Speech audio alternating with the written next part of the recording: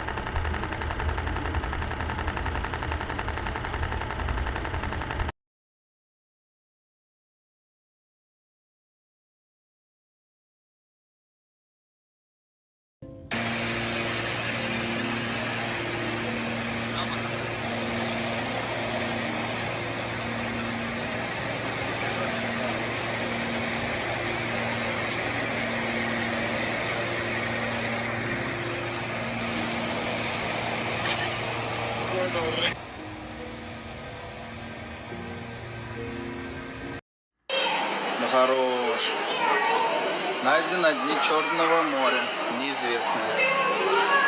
Как вы думаете, это настоящий?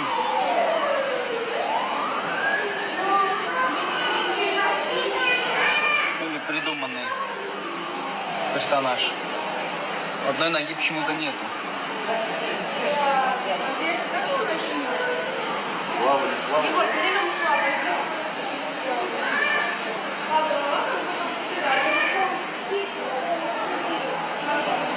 Офигеть.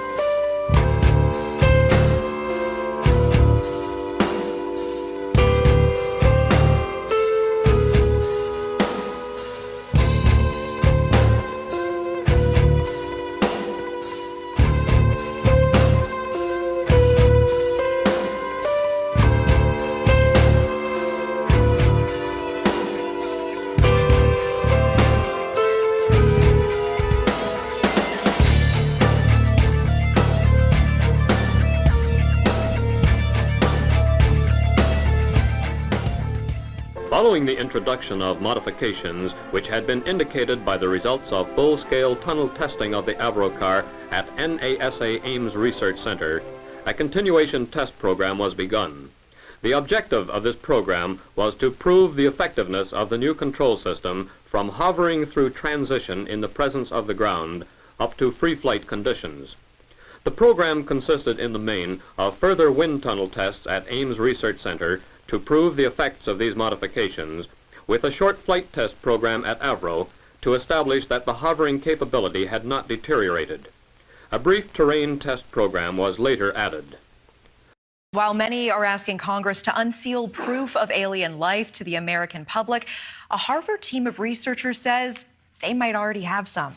They say microscopic debris at the bottom of the ocean floor could be from alien technology.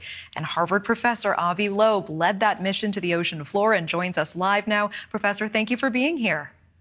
Thanks for having me. So, Professor, can you explain what exactly did you find at the bottom of the ocean, and why does your team think that it might be alien technology? Well, on January 8th, 2014, a meteor was detected by U.S. government sensors, and it was moving very fast. And I realized, together with my student Amir Siraj, that it was actually faster than the escape speed from the sun, from the solar system. So it came into the solar system from outside. We called it the first interstellar meteor. It's the first object from outside the solar system that was recognized. And the government also released data on the fireball that indicated that the material strength of this object was tougher than all space rocks that were cataloged by NASA. And so that raised the possibility, since it's moving faster than 95% of all the stars in the vicinity of the sun, it may be aided by propulsion, and moreover, it may be made of some artificial alloy that makes it tougher than even iron meteorites. And this is not a philosophical question. We decided to go to the Pacific Ocean and search for any relics from this object. And amazingly enough, we found them. We found tiny millimeter-sized spherules. These are metallic marbles embedded within the volcanic ash on the ocean floor that is more than a mile deep. And we surveyed a region that is 10 kilometers in size with a sled that is only 1 meter in width. So think of it as a heroic effort to find tiny fragments from that explosion, and we found them. And what did the metallic marbles tell you? Why do you think it's alien technology? Well, we don't know yet, so now we are examining them with the best instruments we have at Harvard University. Soon enough, within the coming weeks, we should know the composition and the isotopes that make these marbles, and figure out whether they are natural, similar to rocks in the solar system, or something unusual, like an artificial alloy, like steel, for example. So how, at this point, I know that, excuse me to interrupting, I know that the analysis is still ongoing, but at this point, how likely is it that you think that this is alien technology? Oh, at this point, we don't know for sure, okay. But we are, at this point, what we are trying to see is whether the composition is different from rocks. Okay, that's the fundamental question.